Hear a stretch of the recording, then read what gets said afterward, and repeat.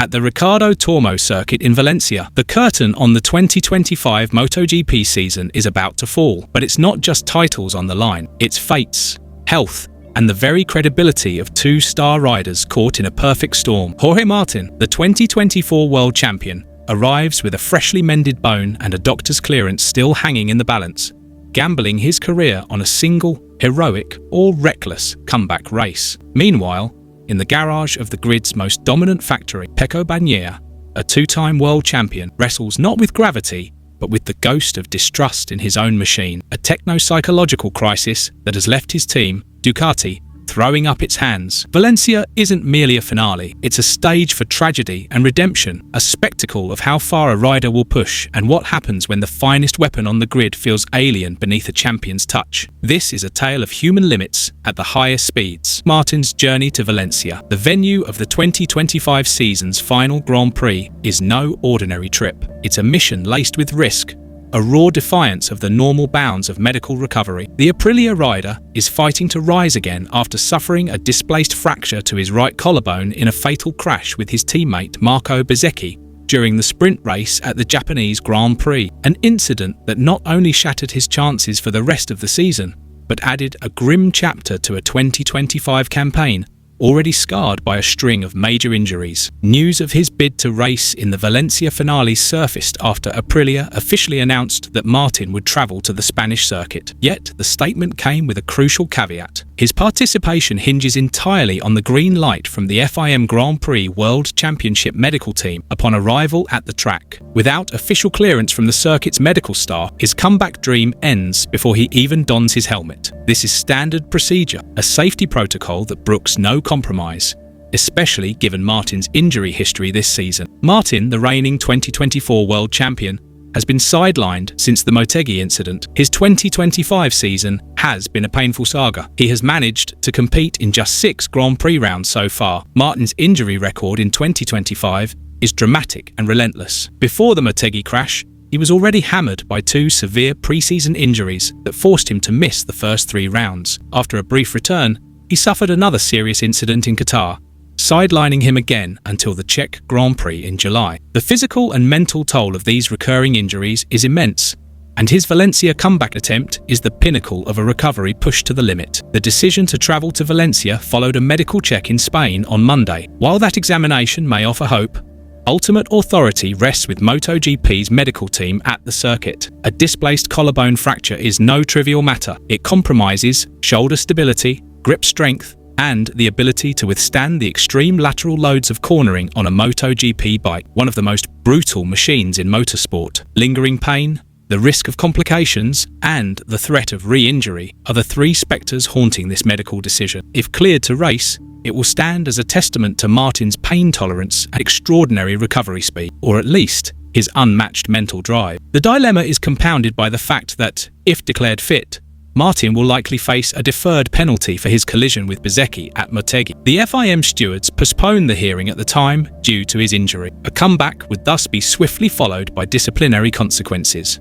If he skips the final race, the penalty will almost certainly be carried over to the start of next season. This underscores the complexity of Martin's predicament. He battles his body, and if he wins, he immediately faces the sporting tribunal. In his absence, Martin's seat in the Aprilia factory team has been filled by their test rider, Lorenzo Savadori. Martin's push to race in Valencia, regardless of the outcome, sends a clear message of commitment to the team and a desire to end a season of trials with his presence, if not a strong result. His best finish in this fragmented campaign was 4th at the Hungarian Grand Prix, a flash of the raw speed that reminds everyone of his talent before physical woes struck again. Martin's 2025 has also been clouded by contract uncertainty. During his long absence, there were attempts by Martin to trigger a release clause from his Aprilia deal. He later reaffirmed his commitment to honour the 2nd year of his agreement with the Noali manufacturer. This Valencia comeback could be part of an effort to rebuild his relationship with Aprilia and reassert his value after a season of misfortune. The 2025 Valencia finale looks set to be a battleground for riders fighting to conquer their injuries, a poignant yet sobering reflection of the brutal demands of top-tier motorcycle racing. Before we delve deeper into the reigning champion's suffering and a thorough analysis of the mental and technical struggles he faces, let's take a moment to support our efforts in delivering the most comprehensive MotoGP coverage. If you're enjoying this in-depth analysis, don't forget to hit the like and subscribe button so you never miss the latest news, exclusives, interviews, and promotions straight from the paddock to your inbox. Let's build the ultimate MotoGP fan community. On the other side of the garage, the drama enveloping Pecco Bagnaia, the two-time world champion, is equally intense, but far subtler and more intricate. He is not fighting broken bones, but a machine that refuses to respond, a shadow of his formerly dominant self from previous seasons. As the 2025 season nears its end,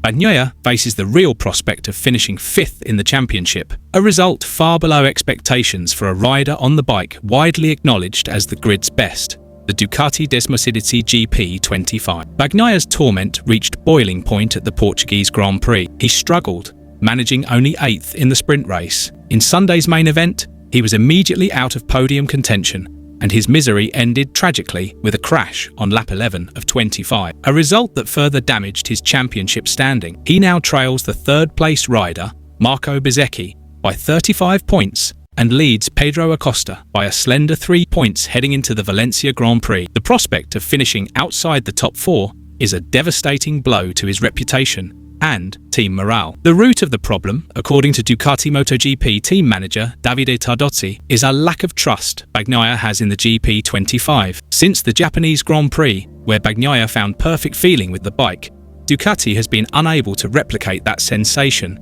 in subsequent rounds. Tardozzi defends Bagnaia's base speed, which is beyond doubt, but admits the trust factor is what's making everything difficult. In an interview with Sky Italy, Tardozzi openly stated that the team has done everything we could to make Bagnaia comfortable again on the GP25. Bagnaia's speed has never been in question. There's a lack of trust in the bike that's making it hard, he said. We've done all we can to get him back to the same condition as last year or the Japan race. We're sure we've done everything. If something's still missing, we have to talk to each other and clarify why and how to reach a conclusion. Tardozzi's statement is a startling admission, hinting that the issue may have shifted from purely technical to psychological, or a blend of both. When a factory as resourceful as Ducati, with its wealth of data, says it has done everything to the bike, it suggests the problem lies in the deeply personal rider-machine interaction that's so hard to resolve. Chasing a lost feeling is like hunting a ghost. Bagnaia's struggles have sparked internal tension at Ducati, especially as his teammate Marc Marquez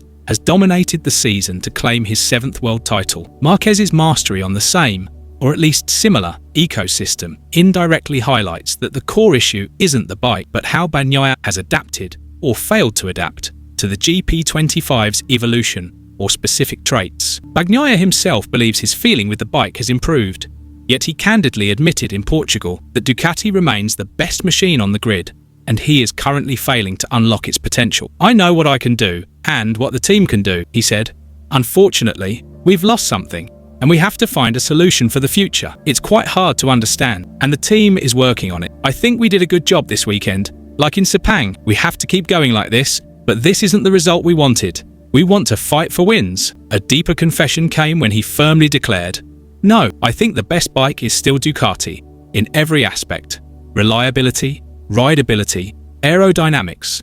But this year, I've struggled to exploit this bike's potential." It's a self-incriminating yet honest statement. It shifts the focus from pure technical failure to the rider's inability to tame the finest machine available. After all this drama, the big question swirling in every fan's mind is this: can Jorge Martin, with his fresh medical clearance, withstand the physical strain and dodge the penalty, while Pecco Bagnaia races not against rivals, but against his own doubt and distrust in the grid's best bike? Given everything Ducati has done and all of Martin's recovery efforts, which comeback will carry the greater psychological impact and result in Valencia? Martin's risky physical courage, or Bagnaia's long-awaited mental rediscovery? What's your prediction? Who will win their inner battle in this season finale? And what should Bagnaia do if this trust crisis spills into next season? Share your thoughts in the comments below. Welcome to GP Talks.